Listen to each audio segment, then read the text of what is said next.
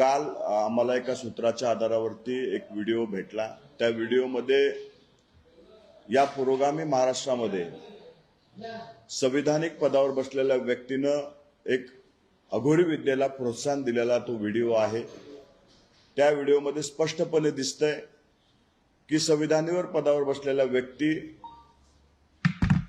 जे बाबा बुवा आहेत त्यांच्याकडनं ती पूजा करून घेत आहेत। परवा दिवशी वसंत मोरे यांच्याकडनं एक व्हिडिओ ट्वीट झाला होता आणि त्या व्हिडिओमध्ये सुद्धा ते एक हवन करताना आपण पाहिलेले।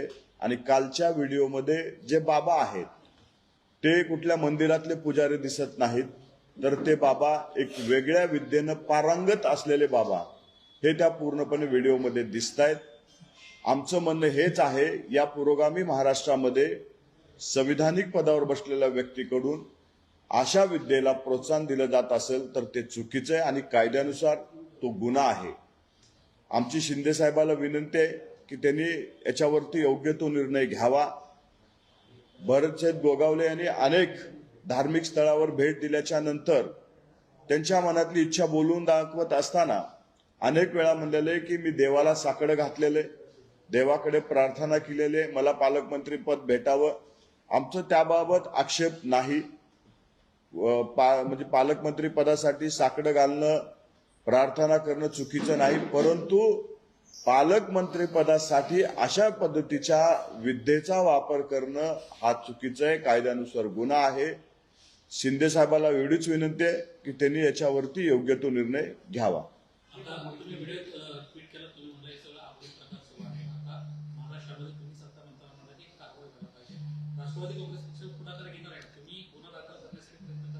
भ्रष्टाचार निर्मूलन समितीचे सदस्य या बाबतीत योग्य ती दखल घेतील। जर त्यांनी दखल नाही घेतली तर पुढचं पाऊल मात्र आम्ही नक्की उचलू। आमचा विश्वास पूर्णपणे त्या समितीवरती आहे। ते समितीचे लोक योग्य ती कारवाई घेतील। स्वतः शिंदे साहेब पुढाकार घेऊन याच्यामध्ये मला वाटतं योग्य ती कारवाई करतील, त्याची चौकशी करतील। कारण त्या व्हिडिओमध्ये स्पष्टपणे ते म्हणतायत की मी पूजा करत होतो, तिथं कुठेही मंदिर दिसत नाही, तिथं कुठेही देवाचं दिसत नाही। परंतु आपण जर तो व्हिडिओ व्यवस्थित झूम करून बघितला, आजूबाजूचं साहित्य जर बघितलं तर ते एका वेगळ्या पूजेचं साहित्य आहे हे त्या व्हिडिओमध्ये स्पष्टपणे दिसून येईल। मग ती पूजा नेमकी कशाची होती, कशासाठी केली होती याचं उत्तर भरतशेठ गोगावले यांनीच महाराष्ट्राला द्यावं।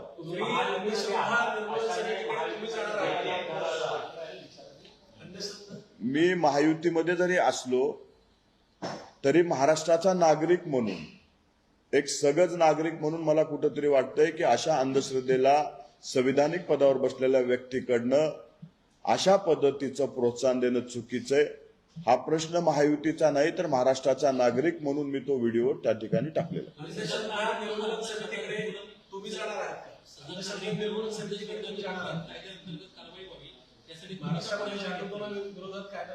हे बघा, आम्ही पहिला सुरू शिवसेनेचे नेते, त्यांच्या पक्षाचे प्रमुख म्हणून शिंदे साहेबाकडे अशा पद्धतीची तक्रार करणार आहोत। अंधश्रद्धा निर्मूलनवाले माझ्याशी संपर्क एका कुणीतरी व्यक्तीने साधला होता।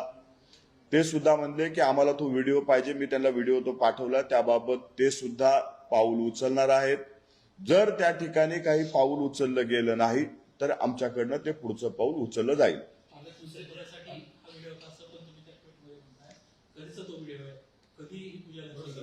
मला माझ्या सूत्राकडनं जे सांगण्यात आलेलं आहे, पालकमंत्रीपद भेटावं यासाठी ती पूजा 1 ते 1.5 महिन्यापूर्वी केली गेलेली ती पूजा आहे आणि ती पूजा फक्त आणि फक्त पालकमंत्रीपद भेटावं यासाठीच केली गेलेली आहे। आम्ही अधिकची माहिती घेतो की त्या ठिकाणी कुठला बळी वगैरे दिला गेलेला आहे का, तशा पद्धतीची माहिती आल्याच्या नंतर आपल्याकडे ती पोहोचवली जाईल। परंतु आमचा प्रश्न हाच आहे, आमचं म्हणणं हेच आहे की संविधानिक पदावर बसलेल्या व्यक्तीकडनं पुरोगामी महाराष्ट्रातल्या अशा पद्धतीचं कृत्य हे चुकीचं आहे, त्याच्यावरती कुठेतरी कारवाई व्हायला हवी।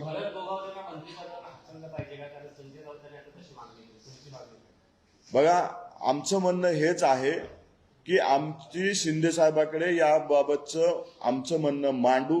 एकनाथरावजी शिंदे साहेब त्या पक्षाचे प्रमुख आहेत, त्याबाबतचा निर्णय ते घेतील। परंतु संविधानिक पदावर बसून असं करणं चुकीचं आहे, हे आम्ही नॉर्मल पूजा केली होती आणि जर मी अघोरी पूजा करत असेल तर मी स्वतःचा व्हिडिओ कशाला तयार केला असता, एक कितपत पटतं तुम्हाला? तुम्ही जर बघत असाल, आपण सर्वजण मंदिरात जाणारी लोक आहोत, वेगवेगळ्या पूजा करणारी, धर्म मानणारी लोक आहोत. कुठलाही पुजारी तशा पद्धतीचं वस्त्र परिधान करत नाही. जे मंदिरातले पुजारी असतात त्यांची वेशभूषा, त्यांचं राहणीमान हे आपण पाहिलेलं आहे. त्या ठिकाणी जे पुजारी किंवा जे काही साधू, जे काही बाबा बुवा बसलेले आहेत, त्यांचं जर तुम्ही पूर्ण वेशभूषा पाहाल तर ते एका वेगळ्या विद्येनं पारंगत असलेले ते पुजारी आहेत. ते ज्या म्हणतायत की मी पूजा करत होतो, त्या ठिकाणी आजूबाजूला कुठेही तुम्हाला ना देवारा दिसेल, ना मंदिर दिसेल, ना देवाची मूर्ती दिसेल. मग नेमकं त्या ठिकाणी कसली पूजा चालू होती? आणि आपण जर तो व्हिडिओ पाहिला तर त्या व्हिडिओमध्ये झूम करून पाहिल्याच्या नंतर वेगवेगळे साहित्य दिसत आहेत. ते साहित्य देवाच्या पूजेचे नाहीत, ते साहित्य एका वेगळ्या पूजेचे. ते कशासाठी तिथं आणले गेले होते, कोणासाठी आणले गेले होते, याचा खुलासा भरत शेठ यांनी करावा.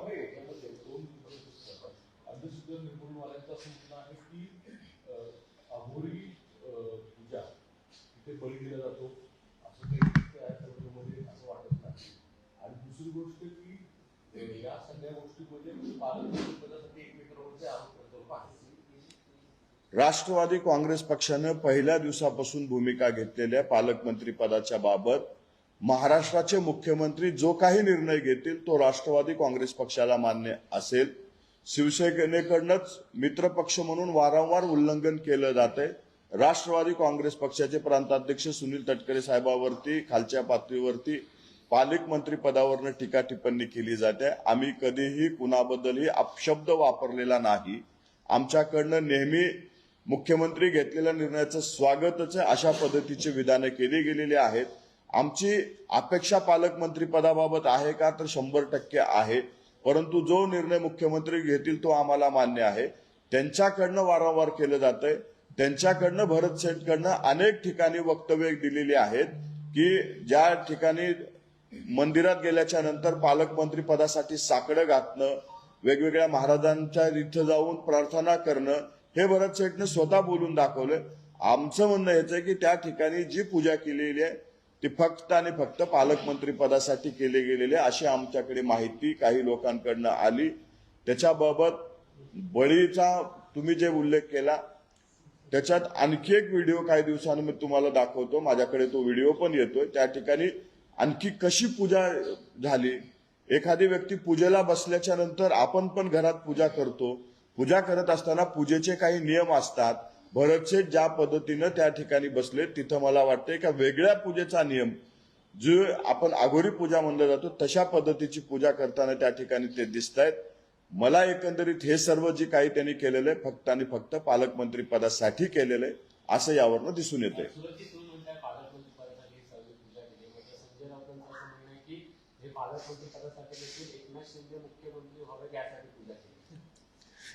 बघा ती कशासाठी केली, काय केली, आता संजय राऊत साहेबांचं पॉलिटिकली त्यांनी माझ्यापेक्षा जास्त ज्ञान आहे. ते का बोलले मला माहिती नाही. परंतु आमच्याकडे जी माहिती आली आहे त्या माहितीच्या आधारावरती मला माहित आहे की ती पूजा पालकमंत्री पदासाठी केलेली आहे. कारण भरत गोगावले साहेबांनाही माहित आहे आज भारतीय जनता पार्टीचं संख्याबळ, शिवसेनेचं संख्याबळ, राष्ट्रवादीचं संख्याबळ, त्यामुळं मला वाटत नाही की ती पूजा मुख्यमंत्री पदासाठी असेल. आत्ताच्या घडीला जी काही वादविवाद चालले ते पालकमंत्री पदासाठी चालू आहेत आणि ती पूजा पालकमंत्री पदासाठीच त्यांनी केलेली.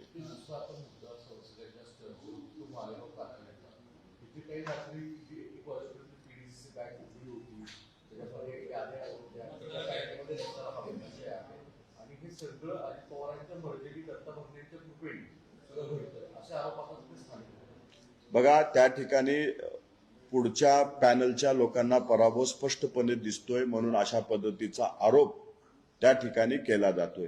पीडीसीसी बँक नाही तर महाराष्ट्रातल्या अनेक बँका आहेत. त्या बँकेमधलं जर कामकाज राहिलं असेल तर मार्चच्या काळामध्ये तर त्या बँका रात्रभर उघड्या असतात. 31च्या आधी अनेक त्यांना बॅलन्स शीट क्लिअर करायच्या असतात किंवा जो आढावा द्यायचा असतो ते काम त्या ठिकाणी कामकाज चालत असतं. काल पीडीसीसी मध्ये बँक उघडी होती. बँक उघडी असणं गुन्हा नाही, त्या बँकेतून जर काही चुकीचं घडत असेल तर तो त्या ठिकाणी गुन्हा समजला जातो. त्या ठिकाणी फक्त उघडी होती, लाईट चालू होत्या, याच्यावरनं जर ते वेगळा आरोप करत असतील तर मला वाटतंय त्यांनी पराभव आजच स्वीकारायला हवा. हे सर्व जे काही चालू आहे त्यांना पराभव स्पष्टपणे पुढे दिसतोय. म्हणून अशा पद्धतीचे आरोप करून कुठंतरी राष्ट्रवादी काँग्रेस पक्षाच्या नेत्यांना बदनाम करण्याचं काम चालू आहे. त्या ठिकाणाहून कसलाही गैरव्यवहार झालेला नाही. तिथं सीसीटीव्ही फुटेज आहेत, ते पाहू शकतात. कुठल्याही लोकांचं आवक जावक त्या ठिकाणी नव्हती. बँक चालू असणं तो बँकेच्या अंतर्गत विषय आहे. त्या ठिकाणाहून जर काही वेगळ्या घटना घडल्या असत्या तर तो गुन्हा असता, पण तिथं कसलीही गुन्ह्याची घटना घडलेली नाही. हे विरोधकांकडनं पराभव समोर दिसतोय म्हणून एक वेगळं चित्र निर्माण करण्याचं काम चालू आहे.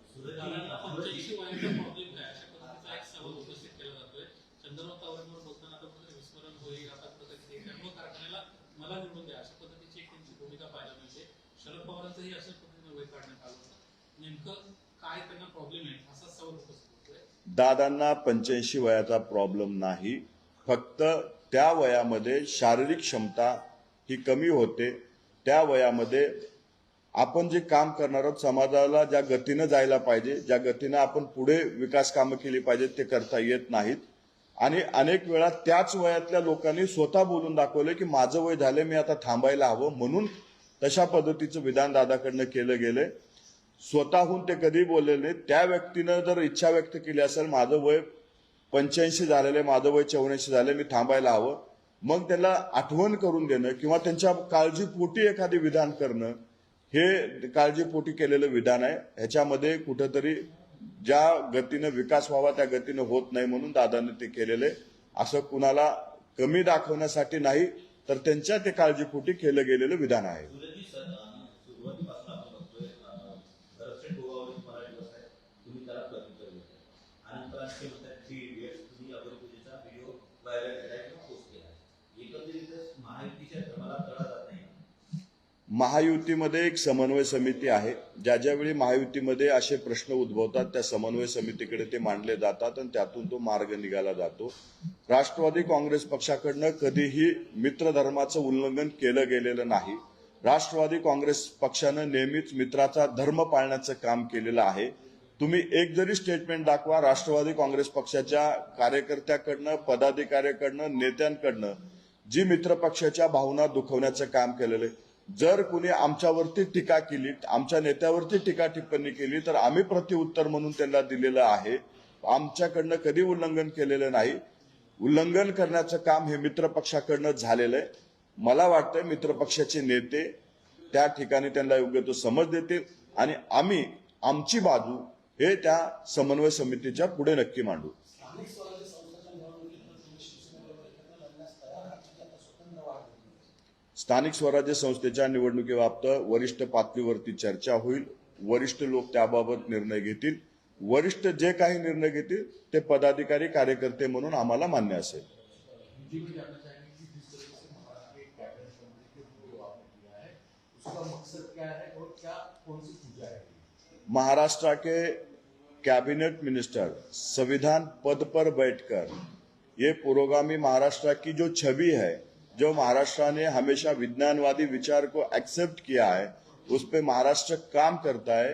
ऐसे एक नेता ने संवैधानिक पद पर बैठकर एक अघोरी विद्या जो महाराष्ट्र में देश में प्रचलित है, उस विद्या का उपयोग करके कुछ पाने के लिए, जो रायगढ़ पालक मंत्री पद है वो पाने के लिए वो विद्या का यूज किया है. हमारा कहना यही है, जो संवैधानिक पद पर बैठकर ऐसे विद्या को जो कानून के तहत गुनाह है, ऐसे विद्या को प्रोत्साहन दे रहे, उनके ऊपर कार्रवाई होनी चाहिए. उनके नेता ने उनके ऊपर तत्काल एक्शन लेना चाहिए. यही हमारी मांग है. जिस तरह से वो महाराज दिख रहे, जिस तरह से वो बाबा वहां पर दिख रहे, वो एक अघोरी पूजा दिख रही है. वहां पर वो अगर बोल रहे कि भगवान की पूजा है, तो वहां पर कहीं भी भगवान की प्रतिमा या भगवान का फोटो कहीं भी नजर नहीं आ रहा है. वहां के साहित्य देखकर यही लगता है कि वो पूजा एक अघोरी पूजा है. कुछ पाने के लिए वो पूजा की जाती है और ये पुरोगामी महाराष्ट्र में एक गुनाह है और उन्होंने वो काम किया है। हमारी मांग यही है कि शिंदे साहब उसके ऊपर उचित कार्रवाई करें। सर, क्या आप इसकी शिकायत पुलिस में करेंगे? आप कह रहे हैं कि इस तरह की पूजा करना गुनाह है, तो क्या आपकी तरफ से शिकायत होगी पुलिस में? महाराष्ट्र में अंधश्रद्धा निर्मूलन एक कायदा है, एक कमेटी है। उस कमेटी के सामने हम बातें रखेंगे। हमारी पहली बात तो हमारे मित्र पक्ष के नेता शिंदे साहब के सामने रखेंगे और उसके बाद अगर कुछ कार्रवाई नहीं हुई तो अंधश्रद्धा निर्मूलन के पास हम भी जाएंगे।